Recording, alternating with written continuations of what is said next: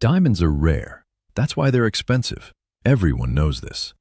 Except it's not really true, and the real story behind diamond prices is one of the most successful marketing campaigns ever run. Geologically, diamonds aren't particularly scarce. They turn up in significant quantities across multiple continents. Their price has almost nothing to do with how many actually exist underground. In the late 1800s, massive diamond deposits were discovered in South Africa. So massive that the sudden supply threatened to crash prices completely, the way any market collapses when a resource stops being scarce. A businessman named Cecil Rhodes saw this coming.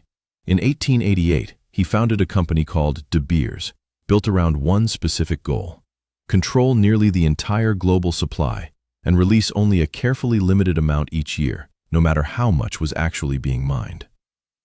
For most of the 20th century, De Beers controlled somewhere between 80 and 90% of the world's diamonds. They weren't just selling a product, they were manufacturing scarcity, deliberately, at a global scale. Controlling the supply was only half the plan.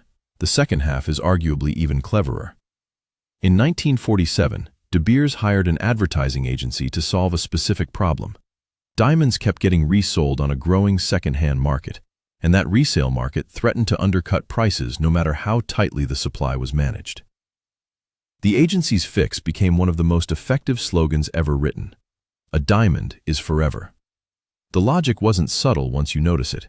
Diamonds shouldn't circulate. They should be kept forever, standing in for a love that's also supposed to last forever. Before that campaign, diamond engagement rings weren't even a widespread custom.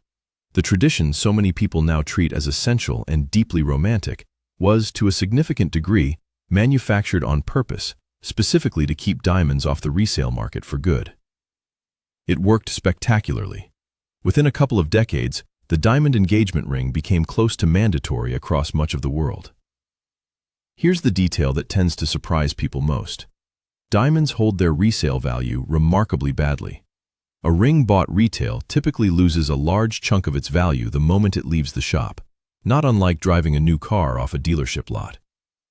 Compare that to actually rare materials, certain colored gemstones, or even gold, which tend to hold value far more consistently, and the picture gets clearer.